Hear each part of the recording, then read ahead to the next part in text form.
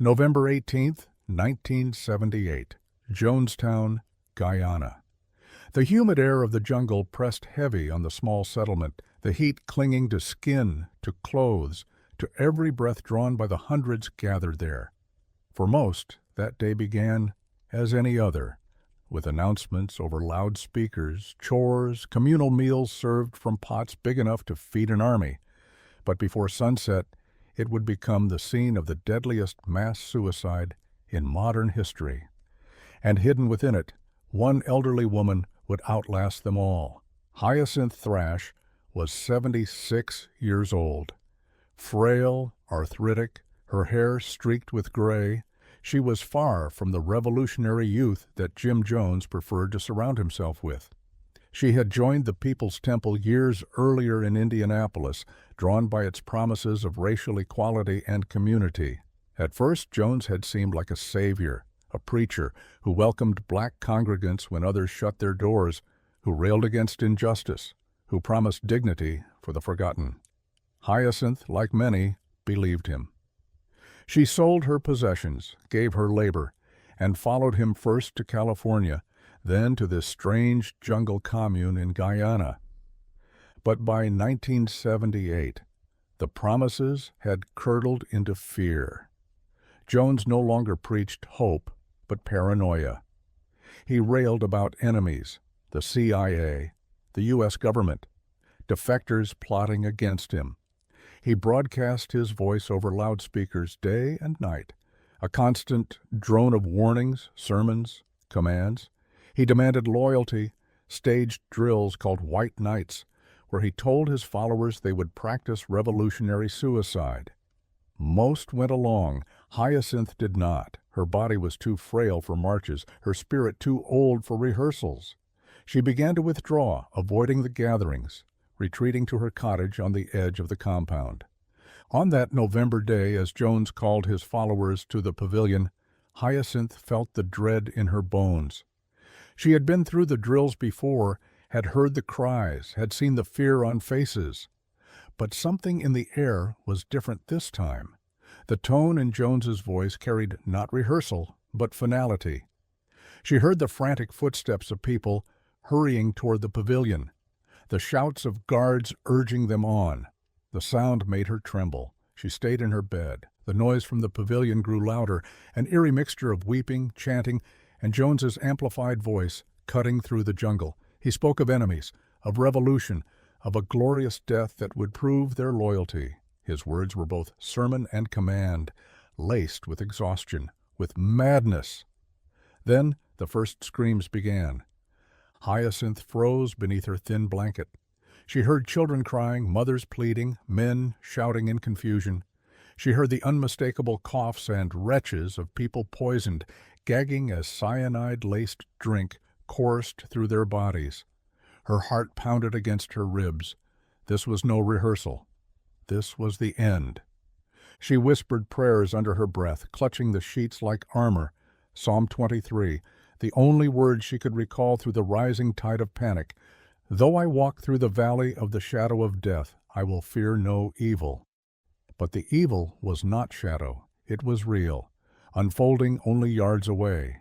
Hours seemed to stretch in that darkened room.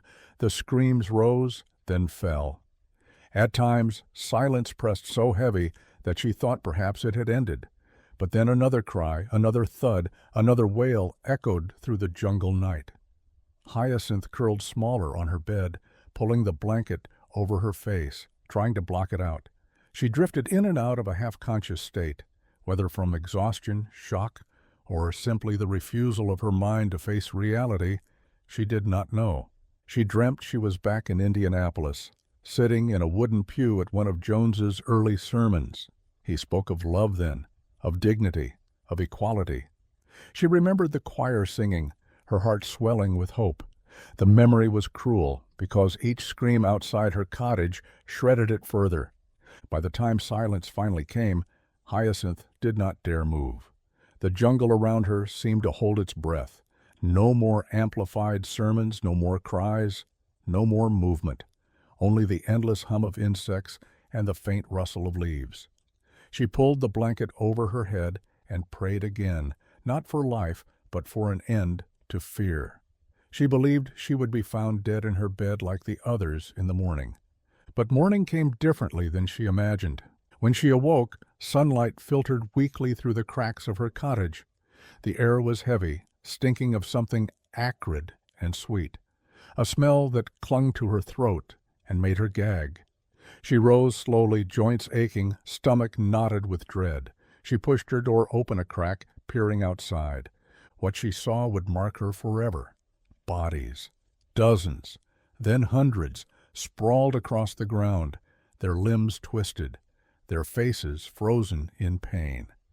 Mothers lay with children in their arms, men slumped in rows, as if felled by sleep.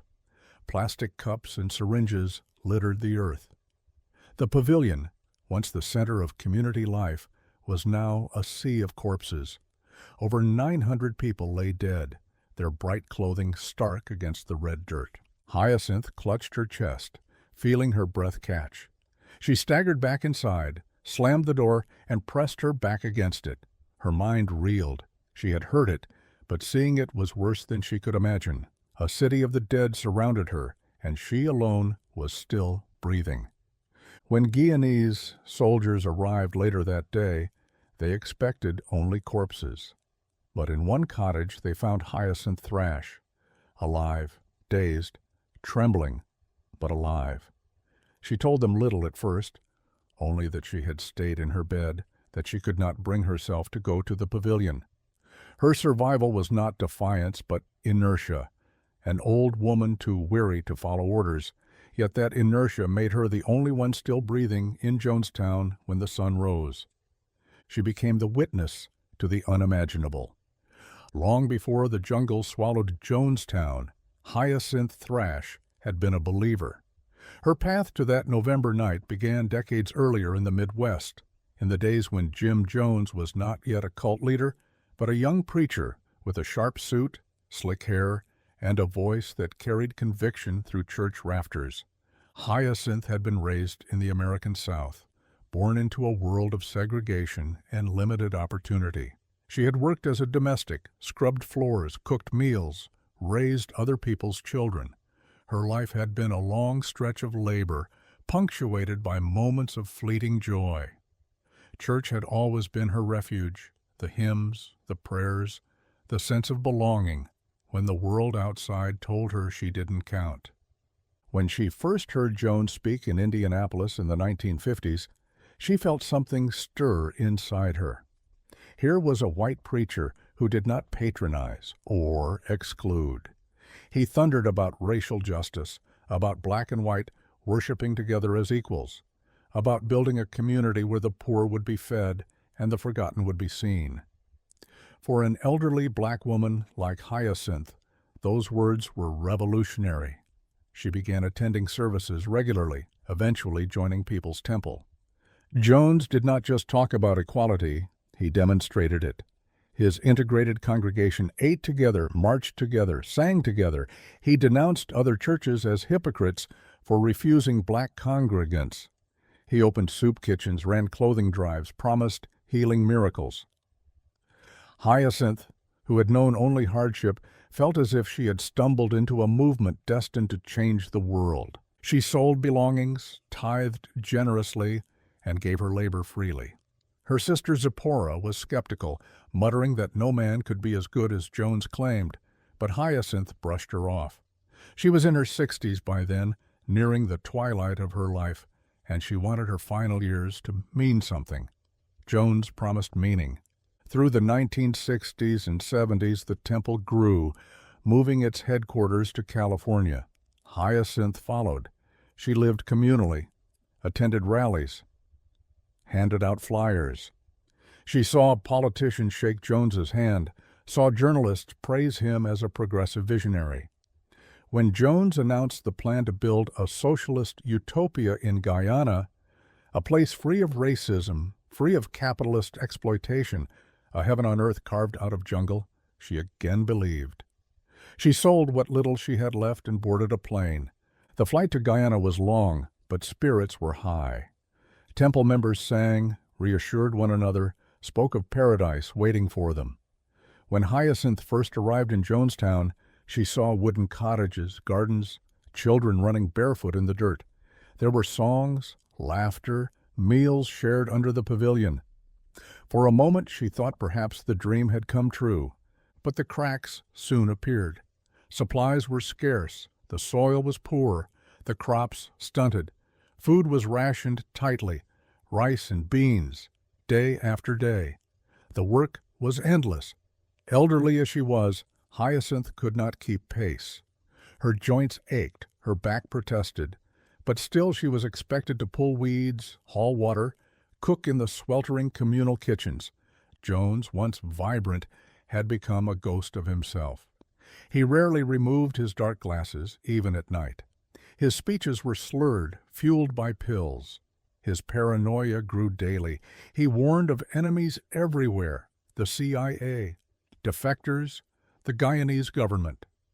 His voice boomed through loudspeakers installed throughout the camp, blaring day and night, so that there was no escaping him. Even in her bed at night, Hyacinth could not shut him out. She began to feel trapped.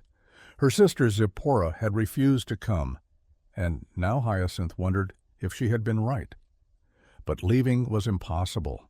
Passports were confiscated, guards patrolled the paths, letters to family were censored. The jungle itself was a prison, thick, endless, humming with insects, home to snakes and jaguars. Even if she tried to run, where could she go? Then came the white nights. Jones would summon everyone to the pavilion, often in the middle of the night. He would rant about enemies coming to destroy them, about CIA planes waiting to strafe the camp, about soldiers marching through the jungle. Then came the test. Vats of red liquid handed out in cups. The people were told to drink to show their loyalty, to prove their readiness for revolutionary suicide. They obeyed. Some wept as they drank. Others looked blank, resigned. After a few minutes, Jones would laugh, reveal it was only a test, that no one would die tonight. Relief mixed with humiliation, and loyalty was cemented. Each test made the final act easier to accept. Hyacinth hated those nights. Her body could not stand long in the heat. Her mind recoiled from the spectacle. She sometimes pretended illness to stay in her bed, her cottage a refuge from the madness. She listened from a distance, trembling as she heard the rehearsed cries, the wails, the applause when Jones declared it was only a drill. Each time she prayed it would never become real. In the weeks before November 18th, tension thickened. Defectors had left the camp. Relatives in the United States petitioned Congress. Journalists began to sniff around. When Congressman Leo Ryan announced he would visit Jonestown to investigate, Jones's paranoia went into overdrive. Hyacinth heard the whispers among members. Some said they should welcome Ryan, others muttered he should never leave alive. On the morning of November 18th, she sensed the dread before it began. The air was different, thick with unease. The guards looked nervous, shifting rifles in their hands. Jones's voice over the loudspeakers was harsher than ever, cracked with strain. By afternoon, Ryan and his delegation had been attacked at the airstrip, gunned down by temple members. Word spread like wildfire. Hyacinth, sitting in her cottage, overheard it whispered in frantic tones. The congressman was dead.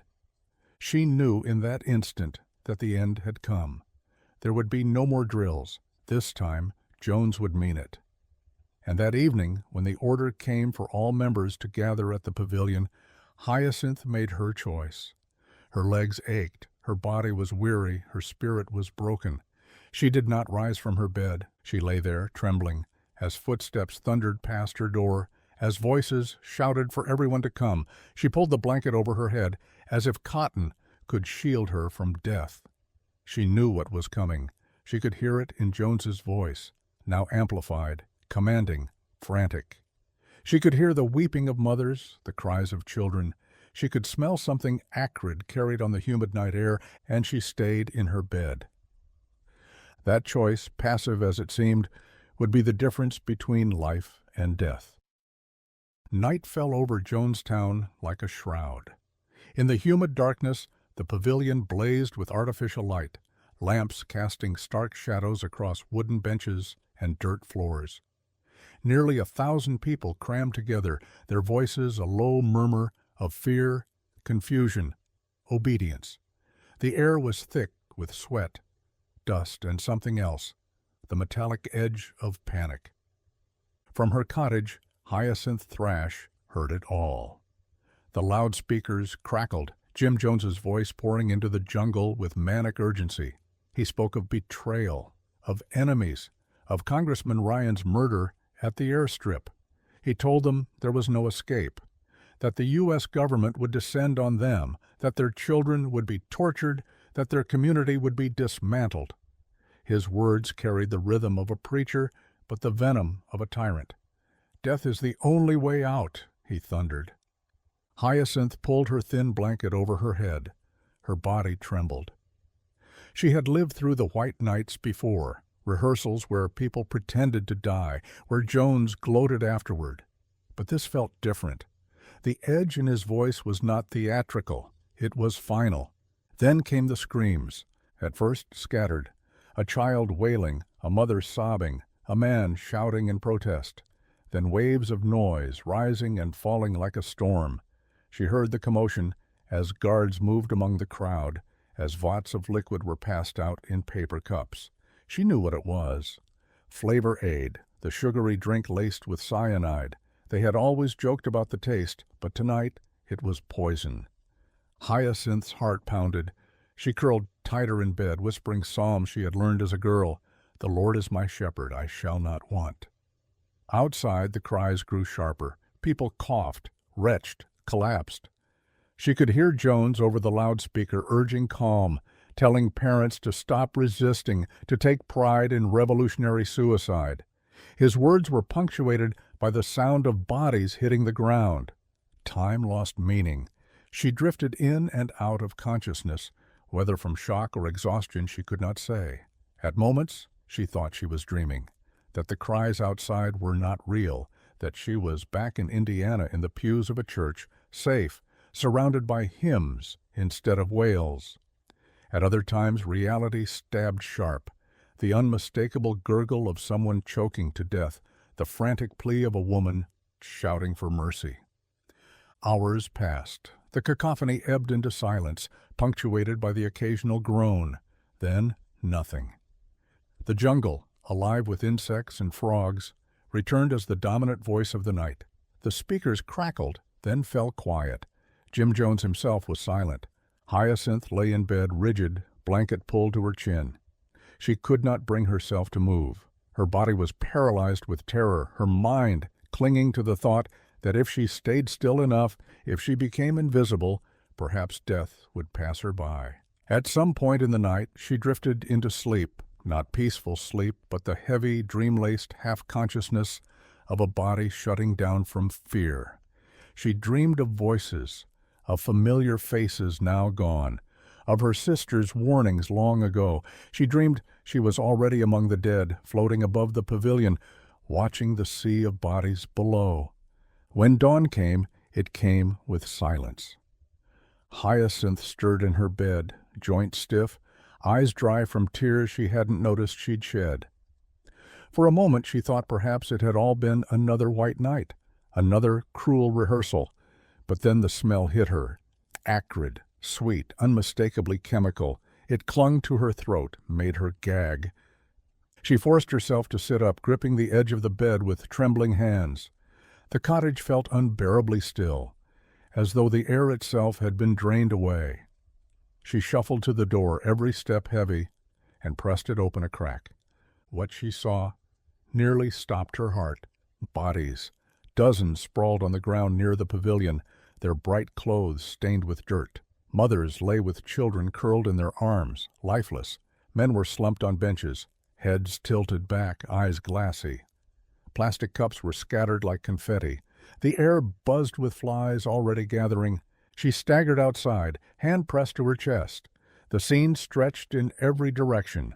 Rows of bodies, hundreds upon hundreds, sprawled across the compound. She recognized faces, neighbors, friends she had eaten with the day before. Now they were still, their mouths slack, their limbs twisted at unnatural angles. Hyacinth gasped, stumbling backward until her legs gave out and she fell to the dirt. Her breath came in ragged sobs.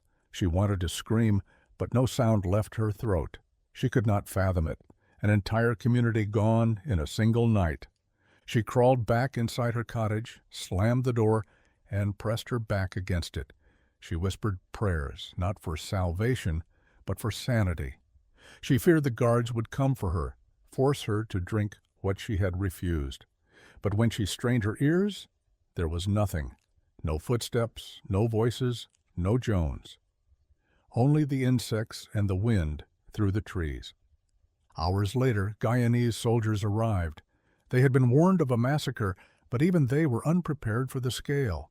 They moved cautiously through the compound, rifles raised, faces grim as they counted bodies by the dozen.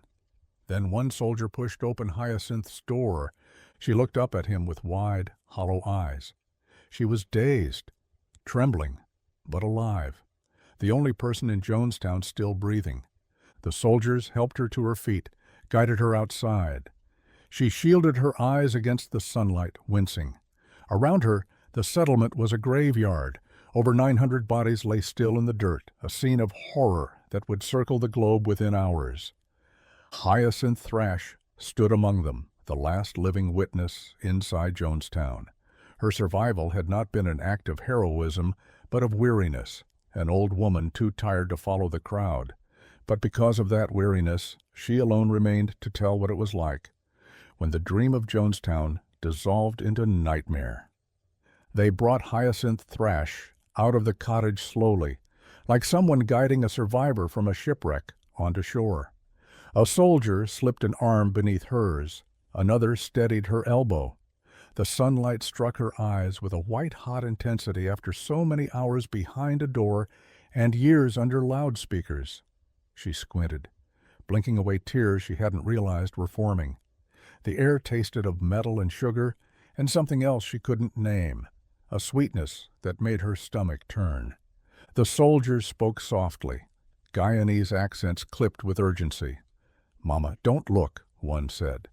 But there was no direction she could turn that did not end at death.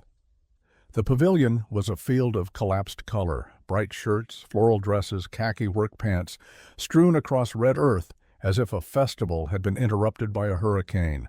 The flies were a living veil, lifting and settling in black clouds. Somewhere a transistor radio crackled, still switched on, whispering static into the heat. They led her to a shaded spot by a water tank, made her sip from a canteen. Her hands shook so hard the water spilled down her chin. The young soldier, holding the canteen, kept saying, "Easy," and "slow." And when she looked up at him, barely more than a boy, she felt the vertigo of two worlds colliding. A uniformed stranger who belonged to the living, and herself, the last witness to a city of the dead. Word traveled fast. Police, local officials, then American consular staff pushed through the brush. Clipboards appeared, cameras, a priest. Someone offered a blanket, which she pulled around her shoulders despite the heat. It was not warmth she needed, but boundary, something to define her against the enormity of what lay around her. She answered questions in a voice that sounded borrowed. Name, age, health, how had she survived? She told them the plain truth. She had stayed in her bed. Her legs had ached. She had been too weary, too scared.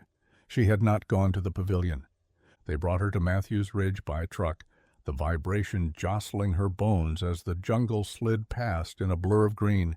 At the airstrip, the wind felt different, open, alive, mechanical sound, cutting through the hum of insects.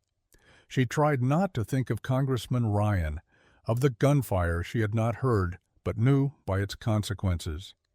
A small transport plane idled, hot air spinning from its propellers. An official helped her aboard and buckled her into a canvas seat. She clutched the blanket, eyes closing as the plane rose and the forest unrolled beneath like a carpet.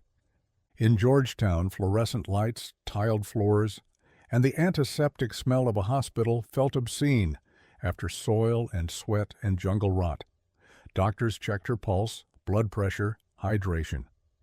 Someone cleaned her hands with lemon-scented wipes, and the scent was so shockingly bright she nearly wept. They asked questions again, more now. How many white nights had there been? Did she know about the injections? Who carried rifles? Did she ever see cyanide? Her answers were small stones dropped into a bottomless well. She could describe the loudspeakers. She could describe the fear. She could not describe how a man who preached equality had become a herald of death. American officials took her statement. A tape recorder clicked. They spoke gently but efficiently, a rhythm that told her they had done this before, if not this, then things like this. Crises mapped into paperwork. She gave her name again, Hyacinth Thrash. They wrote it carefully, the flourish of the H pronounced with bureaucratic respect. An aide asked if she needed anything. She asked for tea. It came in a white cup, too clean to touch. News moved faster than her voice could keep up. By the time she slept and rose, the story had circled the planet. Hundreds dead in a jungle commune, photographs already on front pages, the aerial shots like an obscene mosaic, color and stillness and the geometry of grief. Reporters came to the hospital in careful shoes and carried faces that tried to balance solemnity and hunger. They wanted the last living voice inside Jonestown. What did Jim Jones say? What did you hear? What did you feel? What she felt was tired. She said so. They wrote exhausted and frail and soft-spoken, and for once the adjectives fit. A nurse shielded her from the worst of the cameras. Still, snippets escaped. A photo of her hands, gnarled and graceful, folded around the edge of the blanket.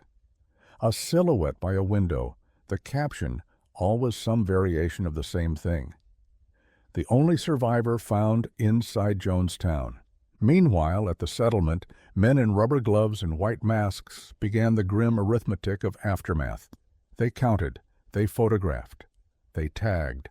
The sun climbed and fell, and still the bodies were there, waiting for helicopters that came and went, bearing the dead to refrigeration, to identification, to a process the living invent, because they must pretend that order can be pressed onto chaos. Lists formed, names confirmed, names missing, names that would be known only when personal effects, from a pocket Bible, from a bracelet, lined up with memory. Hyacinth was spared those rooms, those numbers, but she felt them all the same, a pressure in the chest like a stone. Officials asked again about the rehearsals, the white nights, and her answers sharpened like old knives honed on a strop. Yes, there had been drills. Yes, cups of red liquid. Yes, the shame of relief when it was declared a test. She watched them write the words. Somewhere, a federal investigator would file them beneath a label called Background on Conditioning. Somewhere else, an editor would type, "They drank the Kool-Aid," and the phrase would scuttle into language and never die, a shorthand that flattened human beings into a punchline. The cruelty of it would burn her. How language could betray the complexity of terror. They played her a tape days later. Government men, faces neutral, saying it was important. A reel labeled with a date, November 18th, 1978. The death tape, history would call it. The speakers crackled. Jones's voice came through, weary and relentless. She listened for less than a minute before raising a hand. "I was there," she said. "I know that voice." They stopped it. She sipped tea that tasted of metal. She slept poorly at that night. Loudspeakers rising from the seams of the mattress, from the air conditioning grill, from the fluorescent hum. When it was time to fly home, the plane felt like a bridge between worlds and a gate to a different kind of jungle, one of microphones and talk shows and living rooms that wanted to turn horror into cautionary tale. She returned to the United States, to a country that had watched a tragedy like television. Some greeted her with tenderness. Church women pressed her hands, their eyes bright with sympathy that needed no words. Others stared, curious, as if proximity might grant them a whiff of the exotic terror they'd consumed on screens. She gave testimony that winter to anyone who needed an official record. Federal investigators, state attorneys, church committees that wanted to understand how faith and fraud could tangle until they strangled. She spoke of Indianapolis pews and California kitchens, of shared meals and shared wallets, of how goodness had been performed like a magic trick until the magician fumbled and rage showed beneath the silk. She spoke of the jungle loudspeakers, of the drills, of the night she refused to rise from her bed because her bones had more sense than her hope. Her words shaped the outlines of understanding, even as others, men who escaped into the jungle, women who ran with children pressed to their ribs, offered their own fragments. Together, they became a mural of true and partial and contradictory memory, the only kind humans ever make. Historians stitched it. Journalists pounded it flat into columns. Preachers used it as a sermon against idols. Conspiracy theorists learned its edges and built scaffolding of nonsense around it. Through all of it, Hyacinth's voice remained what it had been that first day in Georgetown, steady and small, unadorned, refusing both romance and cynicism. She moved into quiet rooms, a friend's spare bedroom for a time, a small apartment eventually, where the television stayed off most days and the radio played gospel in a whisper. She kept a Bible by the bed, not as shield against memory, memory had a key to the door, but as a vocabulary for grief. Sometimes she cooked rice and beans and sat with the bowl cooling in her hands, appetite and recollection canceling each other out. On Sundays, in a church that did not know what to do with a woman who had watched a new kind of Golgotha unfold in real time, she let hymns rise and fell with them, eyes closed, a headscarf tied tight like a promise. Reporters, fewer now, still knocked. One more interview, Ms. Thrash. One more chance to tell the truth. She learned to smile gently and close the door. The truth she kept belonged to her and the dead, and to God, if he wanted it. At night she sometimes woke mid-prayer, words from Psalm 23 on her tongue, valley, shadow, fear, and the room would be so quiet she could hear her own pulse. She would press her palm to her chest and say aloud, to remind the air and herself, "Hyacinth, you are alive." The world, being the world, moved on. The photographs faded at the edges in shoeboxes, the headlines yellowed, but in the archive, those ferocious shelves where history forbids forgetting, her name persisted, a typed line on official paper, Hyacinth Thrash, only survivor found at JonesTown. Not the whole of her life, not its dignity or its humor, or the days before the loudspeakers, but a fact like a lighthouse, steady in a storm. And if you stood close enough to that line, if you listened, you might hear a smaller voice behind the fact, a woman telling the simplest story in the world. I stayed in my bed. I waited. The morning came, and I lived. In the months that followed, Jonestown became less a place than a symbol. For newspapers, it was a headline. For politicians, a cautionary tale. For churches, a sermon about false prophets. But for Hyacinth Thrash, it was still a smell in her nose, a scream in her ear, a memory that clung like wet clothes. She returned to the United States carrying not just the weight of survival, but the strange burden of being the one discovered among the dead. Survivors who had escaped into the jungle carried their own scars, but they had run. Hyacinth had stayed. That difference made her a curiosity, even to those who should have understood. What was it like? They asked, as if horror could be condensed into a phrase. Why didn't you join them? As if dying was the natural choice and living was the anomaly. She never found a way to answer. She lived quietly in the years that followed, in modest housing in Indiana and later in senior care facilities. She avoided the spotlight whenever she could, though occasionally journalists found her, coaxed her into interviews. She would speak softly, her voice steady, her words plain. She said she had once believed Jim Jones was a man of God, that he had promised justice and equality. She admitted she had been wrong.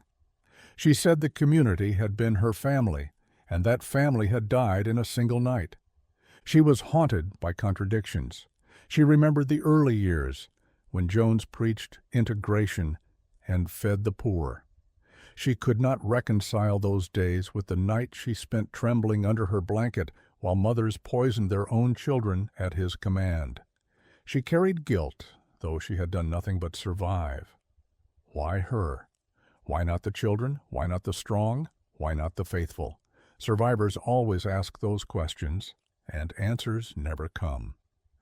Meanwhile, the aftermath unfolded in public view. The U.S. military transported nearly 900 bodies from Guyana to Dover Air Force Base in Delaware. Refrigerated planes arrived, their cargo bays heavy with coffins. Families across America waited for phone calls, for confirmation, for the unbearable task of arranging funerals. The identification process stretched on for months. Some bodies went unclaimed, interred in mass graves in California.